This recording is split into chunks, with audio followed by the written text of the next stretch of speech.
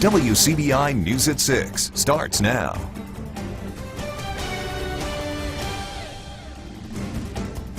Good evening, everyone. Kratom, it's a drug that you may not have heard of, but it could soon be pulled from the shelves in Lowndes County. The drug is not illegal, but there are some working hard to get it banned. Our Stephanie Poole finds out about the hidden dangers. It's a devastating substance, and it's completely changed my life in 1 year's time. It has wrecked every dream, every hope, and everything that I saw my future being. Meet Angela Jordan. After her marriage was affected by kratom, she is determined to get this drug banned from Lowndes County. Well, kratom has been listed as a drug of concern by DEA. Right now it is legal to sell across the counter, but what we're trying to do is provide information to the Board of Supervisors here in Lowndes County so they know what this product does and how addictive it can be. Kratom is already banned in Alabama, Tennessee, and Arkansas. Now, Mississippi and Louisiana are both looking at legislation to ban the substance. Walking down the street in Caledonia, going for a walk with my dog, you can look in the ditch, and as you walk a quarter-mile stretch, you can look and see the evidence. As we were traveling down Seatick Road, we spotted this bottle of the K2 shot, along with many other bottles spotted along the roads and ditches. This product has no regulation, no quality control, so we're not even sure what's in this substance that's being sold across the counter. It's highly addictive, and a lot of people are using this stuff to supplement the opioids that they're addicted to from the opioid epidemic here in Lowndes County. I would have liked to have seen the ban today. I would have liked to see the end of it today. Going forward, going through a public forum, I would love to see both sides of it, just because I have done so much research that I know the facts well enough to know that there are people out there that support it, and they think that they have their reasons for it. I look forward to the public forum coming through, and ultimately I would like to see the ban here in Lowndes County. And even further than that, going forward, I would like to see all the counties in this area ban it. Reporting in Lowndes County, Stephanie Poole, WCBI News. Now, the FDA reports 44 deaths related to kratom in 2017. And this morning, Lowndes County supervisors heard from those concerned residents about kratom. Spokesman Glenn Lotzenheiser talked to county leaders about the research he's done on the hallucinogen. He wants kratom banned from being sold in stores throughout the county. We came across a study by the New York Bureau of Alcoholism and Substance Abuse, and they said taken in high dosage that kratom has the same narcotic effect as morphine. So what we have in Columbus and Lowndes County right now is people can go to many convenience stores and get an equivalent amount of morphine as much as they want, no questions asked. Supervisors agreed to study the matter. Columbus councilmen are expected to consider the same measure at their meeting tomorrow night. Starkville leaders are looking at expanding the city's borders and population. The city has been in the process of an annexation study. The study area is east of Starkville and could add some 2,000 people to the town's overall population. Mayor Lynn Spruill says that won't make a huge difference, but it will show growth and development, which would benefit the town. Starkville aldermen plan to take the next step in the process at their meeting tomorrow night. Spruill says the board will ask the city attorney and the firm conducting the study to move forward with crafting an ordinance. And that all includes requiring a survey of the new areas so that all those boundaries and things can be drafted, and then you'll have public hearings. And even though you only have to have for drafting an ordinance or for adopting an ordinance, you only have to have a public hearing. We will have probably a minimum of 2 public hearings. Spruill, as the city plans to hold community meetings to make sure everyone is informed about the plans and to explain the impacts. So Tamaulipas County bridges are getting much needed attention. The county is one of many across the state who applied for and received emergency bridge repair funds. Nearly 1,000 applications totaling $1 billion were sent in. However, only a quarter of that was allocated. Our Jory Talley spent the day in Otsibbeha County to find out where that money is going. During the special legislative session, counties across Mississippi were given the opportunity to apply for emergency bridge funds. Not all of the requests were granted, but Oktibbeha County is one of the counties reaping the benefits. There was $250 million allocated for this. There were 691 applications across the state, over $1 billion. Oktibbeha County got 5 of the 10 projects that we requested, which is over $2.5 million. The special funding targets bridges needing the most work. As far as number-wise, we weren't the largest dollar amount, but we were the second largest number of projects that were approved. So we're very excited about that because it didn't have to come out from your local dollars. It actually is state dollars that have been allocated for this emergency bridge funding repair. Supervisor Brickley Miller says not all of the selected bridges have been closed yet, but this one on Mount Olive Road is one of the first to receive attention. Now these 2 bridges are under contract and will be completed within 90 days. Right now they're starting on Self Creek Road Bridge, and then in 2 weeks they'll move to the bridge on Mount Olive Road. And the contract says that they have to have both of the bridges completed within 90 days to get paid. Miller says she's very grateful for the help. We're so thankful for our legislators. We're so thankful for our county engineer that worked diligently on getting the plans together. And we're so thankful for MDOT as well. Now, the city of Starkville also had 2 bridge projects approved for state funding. Time to get a first look at our forecast. Chief Meteorologist Keith Gibson standing by for that. Hey, Keith. Audra, we had a little bit of rain around here this morning. Also in Vernon, Alabama, too, you had some rain. A live view at Durham's Pharmacy in Vernon, all quiet right now. A little bit of drizzle still out there, but overall mainly cloudy. The best chance for showers here in the near term well off to our south. Can't rule out a little bit of rain tonight. Currently, though, we are in the low and mid 60s. Temperatures not really falling too much this evening. A lot of cloud cover. Very warm considering the time of year. Southerly breezes, fairly light. As we look ahead, warm through Thursday, more 60s, more in the way of 70s too. Rain and storm chances will continue, but we will turn a little bit cooler by Friday. Your full forecast in just a few minutes. All right, Keith, thanks a lot. Prosecutors say a Starkville woman did not actually take anything from a store. Instead, they believe she told a child to shoplift. Now, Kiara Ware is charged with directing or causing a youth to commit a felony. An Oktibbeha County grand jury indicted Ware. Investigators believe she told the teenager, who's under the age of 17, to take items from Walmart in August of 2018. Ware is out of jail on a $5,000 bond. The young man killed in a hit-and-run accident in Lee County is identified. Coroner Carolyn Green says 19-year-old Jalen Ayers of Shannon died at the scene. His body was sent to the state crime lab for an autopsy. Mississippi Highway Patrol says several vehicles were involved in the accident. Ayers was struck in the northbound lane of Highway 45 just south of Brewer Road. At least one car did stop and help when it was reported about 10:30 Saturday night. If you have any information or saw any vehicles on the road that night, call MHP. Well, Carolyn Green says she's seeing more cases of unclaimed bodies at the area's population increases. Green says about 4 times a year someone dies and family members either cannot be located or they refuse to take responsibility. Green says in most cases the deceased is estranged from next of kin who often live out of state. She says in those cases the county pays to have the body cremated. I store the ashes. They're in separate boxes basically, and I store them until I have a final, a set number, and then I will do a scattering either in a nice location, whether it's a cemetery or something of that nature, and have a little private ceremony of that sort. But we just can't store them forever, obviously, because of the number that we have.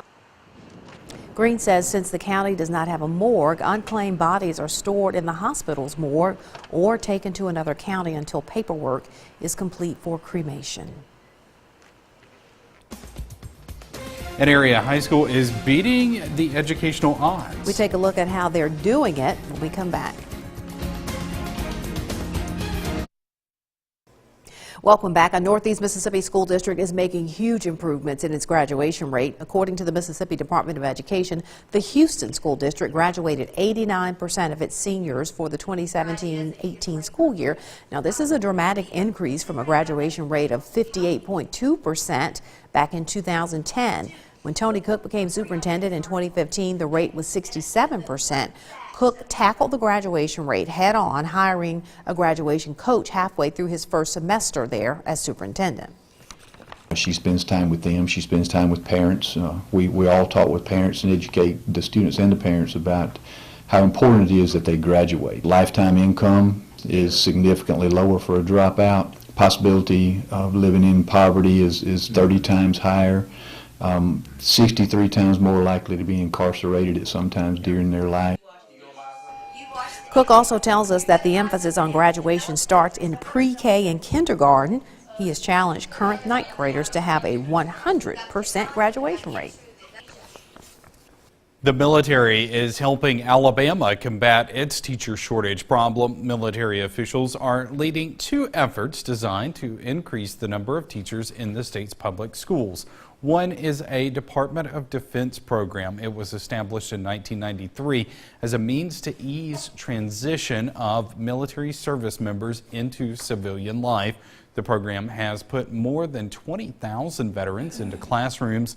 Nationally, there are also legislative efforts aimed at certifying former community college or of the Air Force instructors to teach in K-12 schools. Unseasonably warm right now across our region, low 60s. It's actually warmer to the west and then colder back in Oklahoma City. That front's not really going to get here until sometime Thursday evening. Full forecast is next.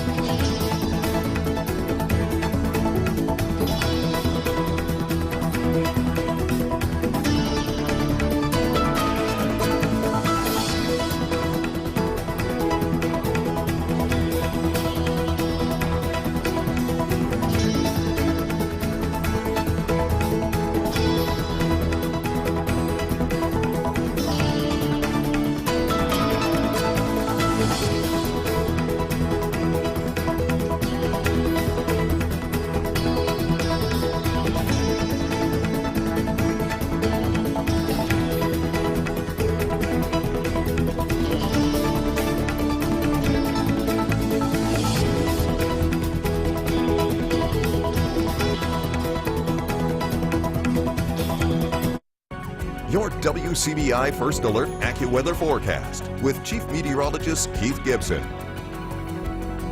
It is great to see you today on our Monday. Extensive cloud cover, some rain this morning, some isolated showers and or drizzle this afternoon, but overall a mild day for us. We topped out in the low and mid 60s around here. Now I'm forecasting 73 tomorrow, 74 on Wednesday, 77 Thursday.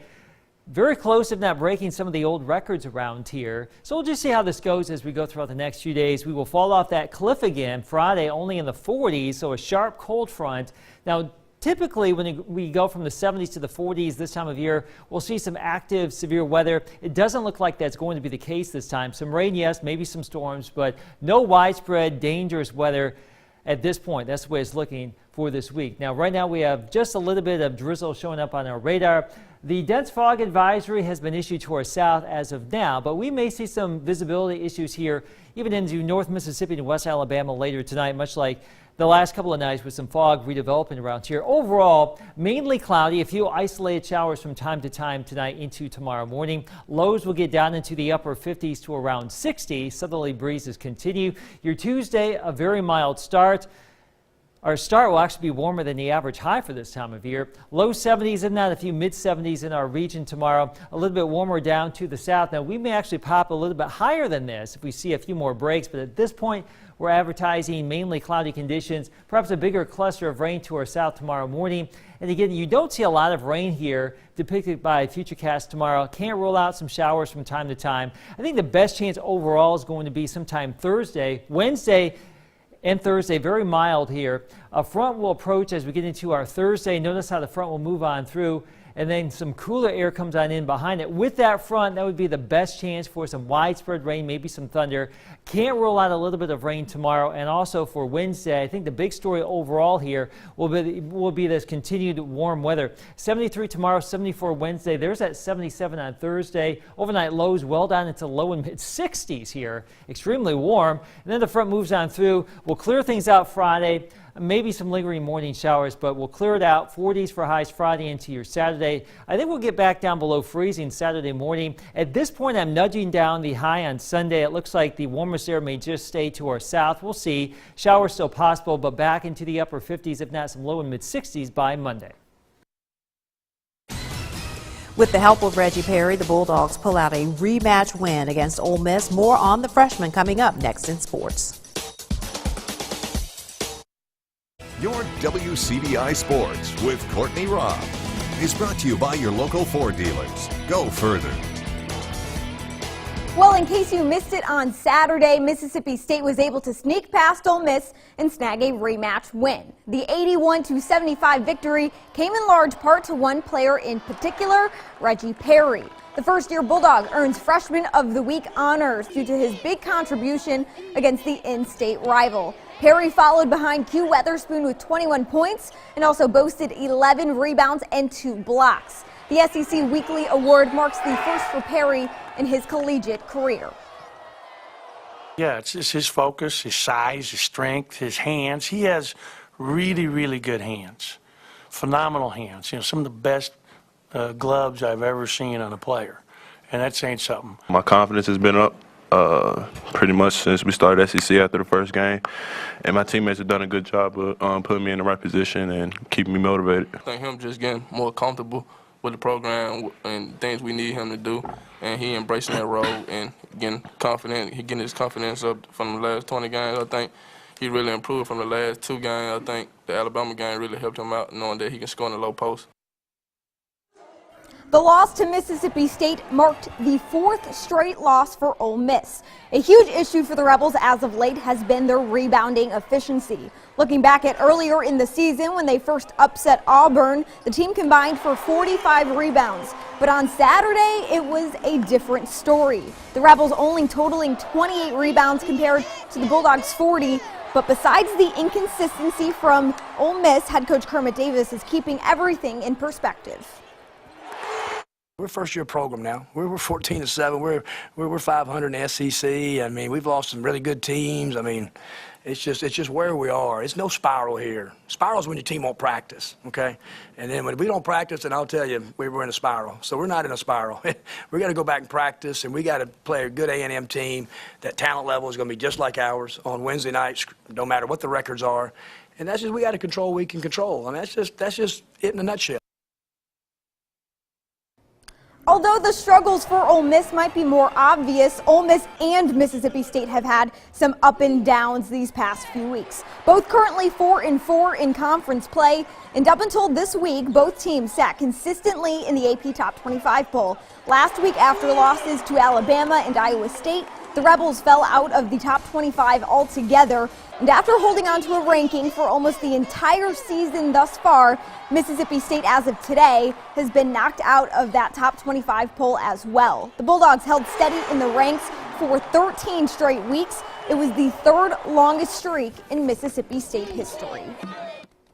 Well, let's take a look at some of the upcoming games for this week. We'll have a few days without basketball, but we'll get right back to it. Mississippi State facing LSU coming up on Wednesday at 8 p.m. Ole Miss, the men, will be playing Texas A&M on the 6th on Wednesday as well. That game will be a little bit earlier, coming up at 6 p.m. The Ole Miss women, they get back to action after a loss this past weekend against South Carolina. That's going to be at South Carolina. That'll be on Thursday at 6 p.m.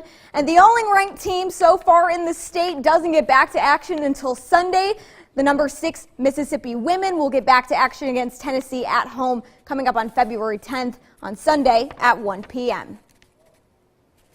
Well, the next generation of future college athletes make important decisions come this week. Where exactly will they be taking their talents? It's going to be National Signing Day. That's coming up on Wednesday on February 6th. And student athletes all over the area will be announcing the decisions of what schools they've chosen to continue their athletic abilities and their student abilities as well. If you are a coach or a player, please make sure to let us know. If you have a signing coming up on Wednesday, we would love to be there for the big moment and the big day. So make sure you send us an email to sports@wcbi.com with all the details so we can make sure that we're there for the big moment. That's it for sports. Your last look is coming up after the break. Stick with us. We're living the good life right here. We got some 70s again for the next couple of days, maybe mid to upper 70s in some spots by Thursday, probably the warmest day there. And then we'll see some 40s return, some seasonably cool air. So an up and down pattern for us this week. Yeah, not too bad today, just no sunshine. I know, that's the trade-off here. It's going to be warm, but more clouds than anything else. Yeah. But 70s in February? Yeah. Can't complain. Right. All right. Thanks so much for joining us, everybody. Have a great night.